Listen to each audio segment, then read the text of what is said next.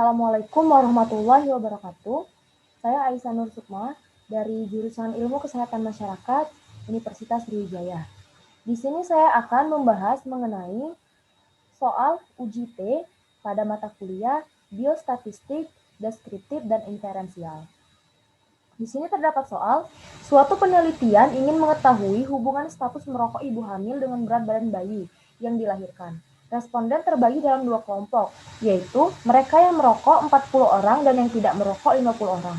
Hasil penelitian menunjukkan bahwa mereka yang merokok melahirkan bayi dengan rata-rata 2,9 kg dengan standar deviasi 0,1 kg.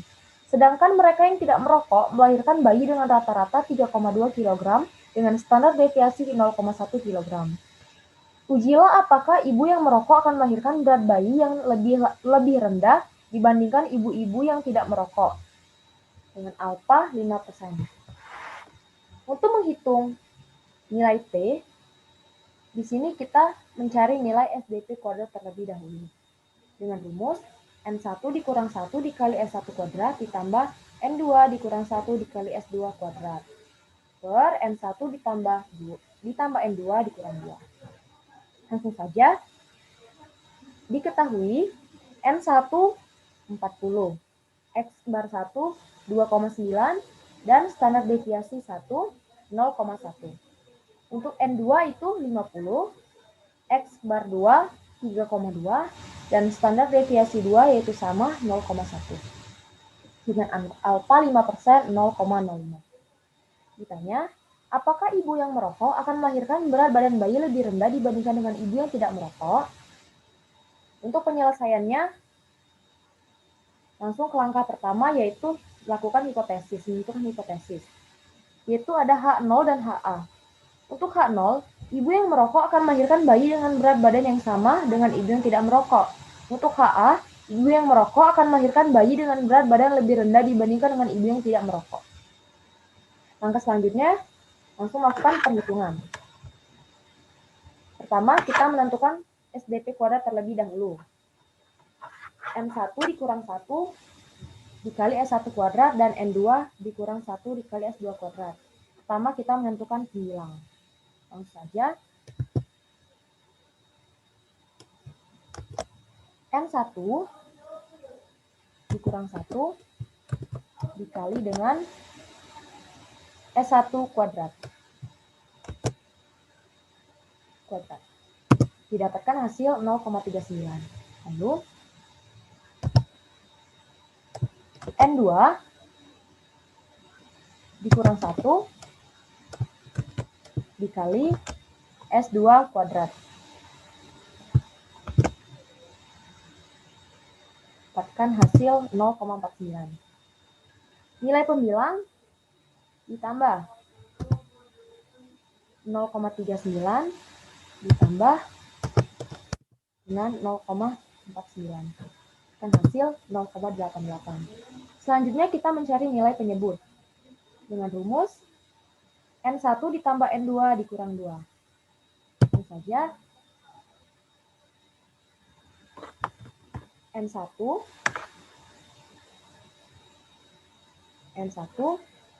ditambah N2 dikurang 2.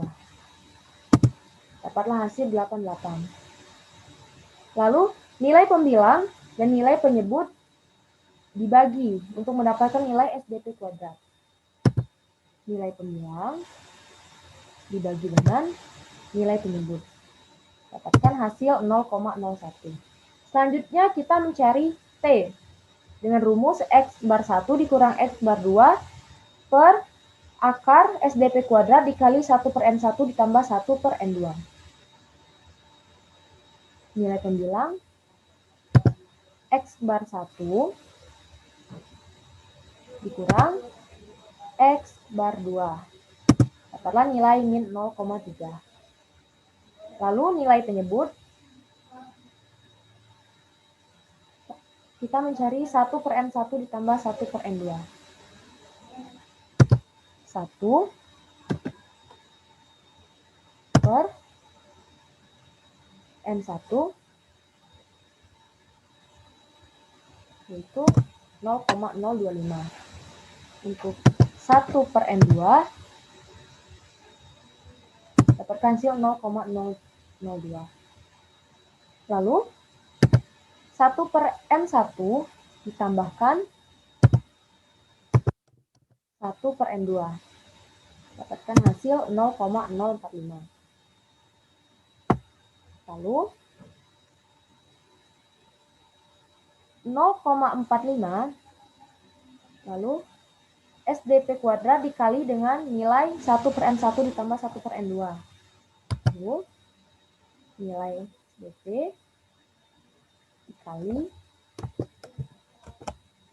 nilai NB. Dapatkan hasil 0,00045. Lalu akar dari 0,0045 dapatkan hasil 0,021213.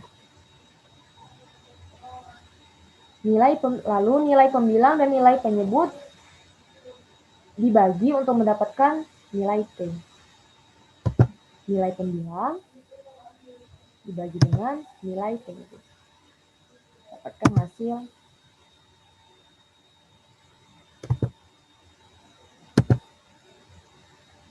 nilai pembilang dibagi dengan nilai penyebut. Dapatkan hasil min 14,1423. Lalu nilai T hitung didapatkan nilai T hitung adalah min 14,141423. Untuk nilai T tabel itu 1,664 didapatkan dari tabel T yang berdekatan dengan 88, yaitu kita ambil 1,664 karena berada di 0,05 pada alfa 5%. Lalu untuk kesimpulannya, didapatkan nilai T hitung min 14,1423. Kesimpulan, nilai T hitung itu lebih kecil dibandingkan dengan nilai T tabel. Jadi, hipotesis 0 itu ditolak. Untuk interpretasi, ibu yang merokok akan melahirkan bayi dengan berat badan lebih rendah dibandingkan dengan ibu yang tidak merokok pada hipotesis HA. Baik, terima kasih. Itulah penjelasan dari saya. Wassalamualaikum warahmatullahi wabarakatuh.